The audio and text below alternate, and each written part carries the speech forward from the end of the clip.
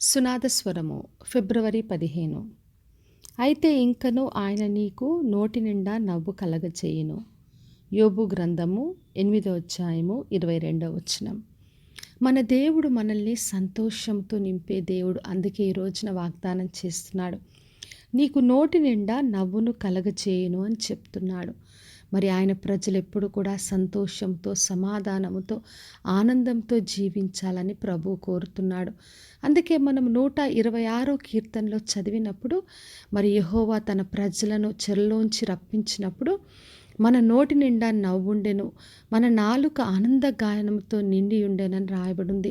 ఎప్పుడైతే మనకున్న సమస్యలు, మనకున్న ప్రతి పరిస్థితిని దేవుడు విడిపించి గొప్ప కార్యాలు చేసినప్పుడు మన నోటి నిండా నవ్వు ఉంటుంది.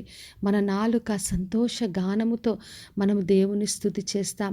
అప్పుడు ఆ ప్రజలందరూ కూడా, అన్యజనులు దేవుడి ప్రజలకు గొప్ప కార్యాలు చేశారని అందరూ కూడా చెప్పుకునేలాగున ప్రభు సంతోషంతో, మరి నవ్వుతో మన నోటిని నింపే దేవుడై ఉన్నాడు.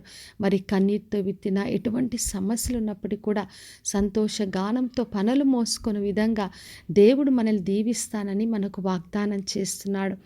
మరి ఇర్మియా గ్రంథం 33వ అధ్యాయం 10-11 వచనాలు చదివినప్పుడు, పాడైన స్థలములన్నిట్లో కూడా సంతోష గానం ఉంటుందని ప్రభు వాగ్దానం చేస్తున్నాడు. ఎంతగా దేవుడు సంతోషాన్ని ఇస్తాడు అంటే, ప్రతి ఒక్కరూ కూడా దేవుడు మంచి దేవుడు అని చెప్పి ఆయనను కృతజ్ఞతాస్తులతో దేవుని స్తుతించులాగున దేవుడు మన నోటి నిండా సంతోష గానంతో నింపుతాడు. మరి యోహాను సువార్త 16వ అధ్యాయం 24వ వచనంలో యేసుక్రీస్తు చెప్పాడు, మీ సంతోషం పరిపూర్ణమగునట్లు అడుగుడి మీకు దొరుకును అని చెప్తున్నాడు. మన దేవుడు మనకు పరిపూర్ణమైన సంతోషాన్ని ఇవ్వాలని ఆశపడుతున్నాడు. అందుకే మనం ఆయనను ఆశ్రయించి ఆయనను అడిగి మనం పొందుకోవాలి.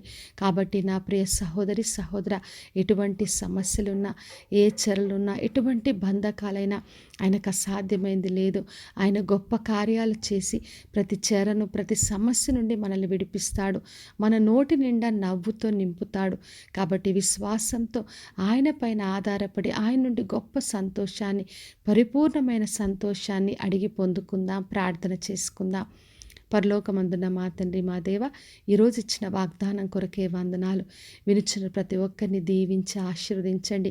ఎవరికి ఏ కన్నీరు, ఏ దుఃఖము, ఏ చెర, ఎటువంటి సమస్యలున్నా ప్రభువా మీరు గొప్ప కార్యాలు చేసి ప్రతి ఒక్కరిని విడిపించి అందరి నోటి నిండా నవ్వుతో నింపండి. ప్రతి ఒక్కరూ కూడా దేవుడు గొప్ప కార్యాలు చేశాడని చెప్పి మిమ్మల్ని స్తుతించులాగున ప్రతి ఒక్కరిని దీవించమని యేసు నామములో అడిగి వేడుకొంచున్నాను తండ్రి, ఆమేన్.